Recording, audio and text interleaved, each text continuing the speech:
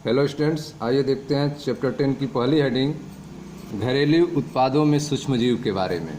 तो आप देखेंगे इसमें कि घरेलू उत्पाद में सूक्ष्मजीव का कहाँ कहाँ पे यूज किया जाता है, इसके बारे में थोड़ी सी चर्चा होगी।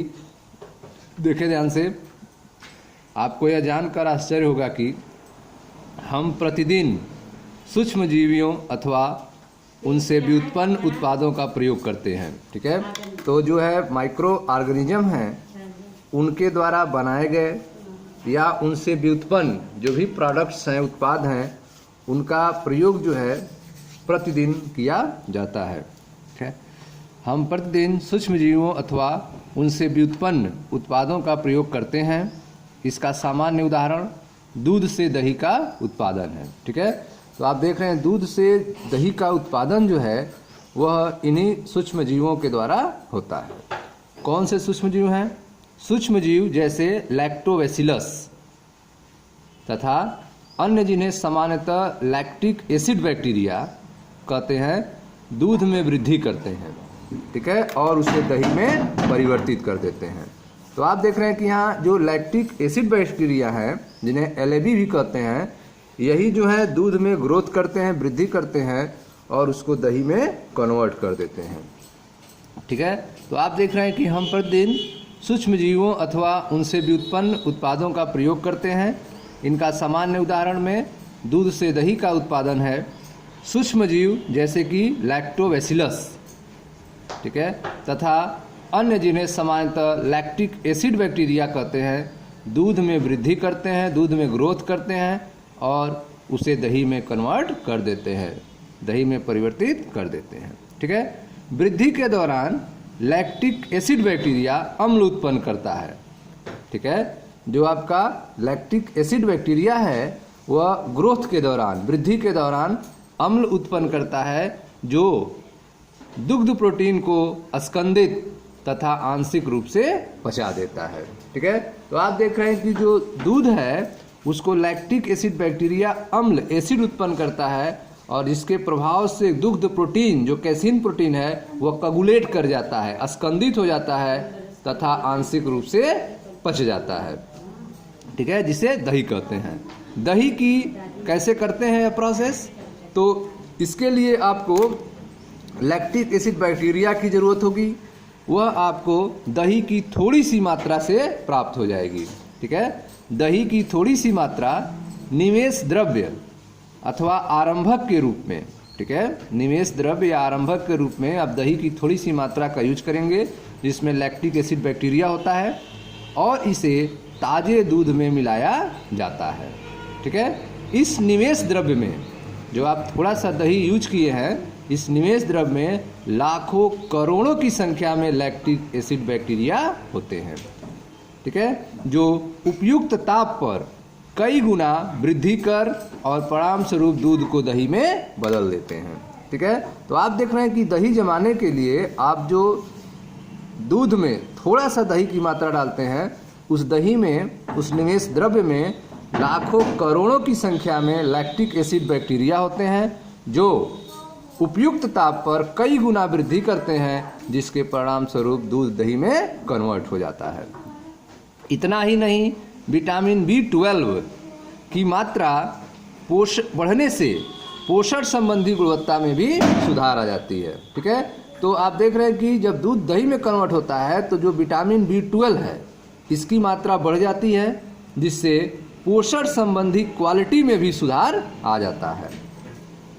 ठीक है, इसके अलावा देखें, हमारे पेट में भी सूक्ष्मजीवियों द्वारा उत्पन्न होने वाले रोगों को रोकने में लैक्टिक एसिड बैक्टीरिया एक लाभदायक भूमिका निभाता है। ठीक है, तो आप देख रहे हैं कि हमारे पेट में भी जो माइक्रो ऑर्गेनिज्म हैं, उनके द्वारा जो रोग उत्पन्न होते हैं उनको कंट्रोल करने में, उनको रोकने में लैक्टिक एसिड बैक्टीरिया जो है एक लाभदायक भूमिका का निर्वाह करता है।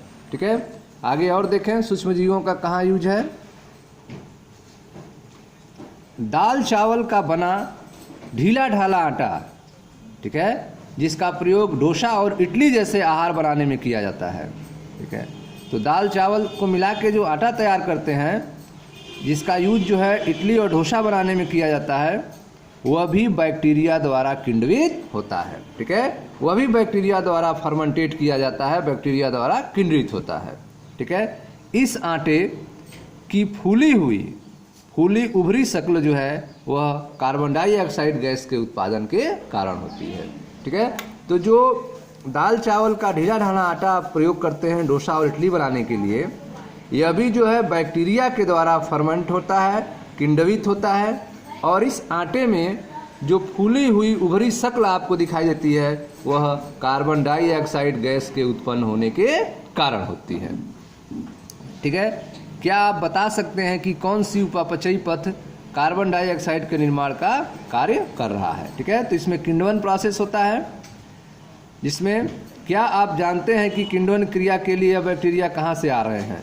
तो किण्वन की क्रिया के लिए बैक्टीरिया एटमॉस्फेयर से आते हैं, वातावरण से आते हैं, और नहीं तो हम जो है ईस्ट का यूज करते हैं इस प्रोसेस को कराने के लिए। ठीक इसी प्रकार ढीला ढाला आटा जिसका प्रयोग ब्रेड बनाने में किया जाता है, उसमें बैंकर ईस्ट सैक्रोमाइसिस सेरेवेसी का प्रयोग किया जाता है। ठीक है, तो आप देख रहे हैं कि ब्रेड बनाने के लिए उसमें बैंकर ईस्ट का यूज करते हैं, सैक्रोमाइसिस सेरेवेसी का यूज करते हैं, जो किण्वन में सहयोग होता है।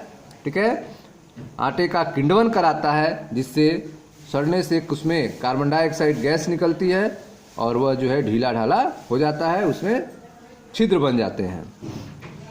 ठीक है, पारंपरिक पेय तथा आहारों की एक बड़ी संख्या, ठीक है, जो पारंपरिक पेय हैं या फिर आहार हैं, उनकी एक बड़ी संख्या जो है सूक्ष्म जीवों द्वारा किण्वित कराकर तैयार की जाती है। इन्हीं माइक्रो ऑर्गेनिज्म द्वारा फर्मेंट कराते हैं, इन्हीं के द्वारा, इन्हीं के हेल्प से उसको सड़ाते हैं, किण्वित करते हैं, जिससे पारंपरिक पेय जो है और आहार तैयार होते हैं। दक्षिण भारत के कुछ भागों में एक पारंपरिक पेय है टोडी।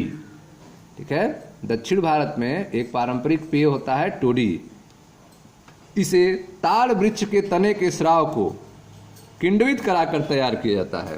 ठीक है, जो ताड़ी का पेड़ होता है उसके तने से जो रस निकलता है उसी को किण्वित कराते हैं, उसी को सड़ाते हैं, उसी से पारंपरिक पेय दक्षिण भारत में तैयार किया जाता है, जिसे टोडी कहते हैं।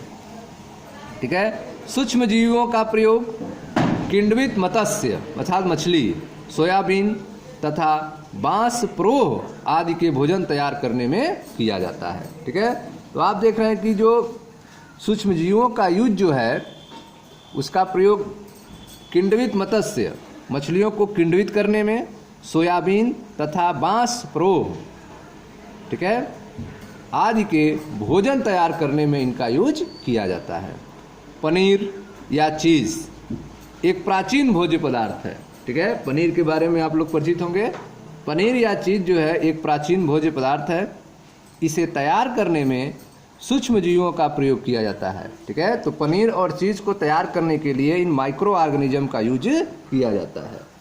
ठीक है, विभिन्न किस्मों के पनीर अपनी गठन संरचना, सुगंध तथा स्वाद जैसे अभिलक्षणों से पहचाने जाते हैं। ठीक है, तो पनीर भी जो होते हैं वो अलग अलग तरीके के होते हैं।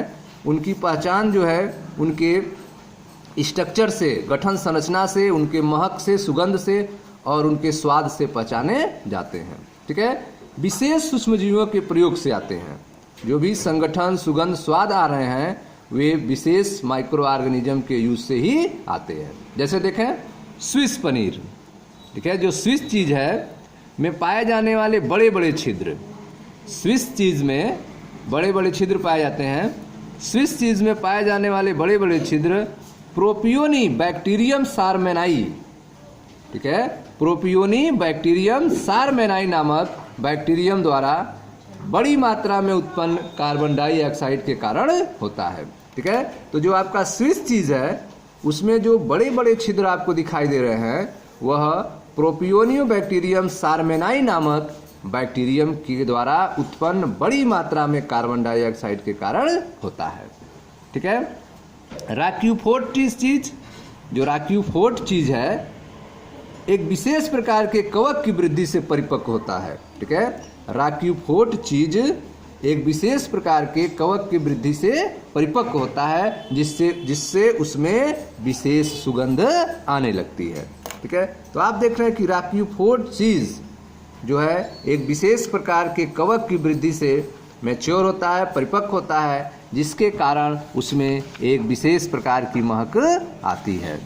ठीक है स्टूडेंट्स, तो यह था आपका घरेलू उत्पादों में सूक्ष्मजीव के बारे में, ठीक है, जिसमें आपने देखा कि किन किन चीज़ों में माइक्रो ऑर्गेनिज्म का यूज किया जाता है। Okay, thank you.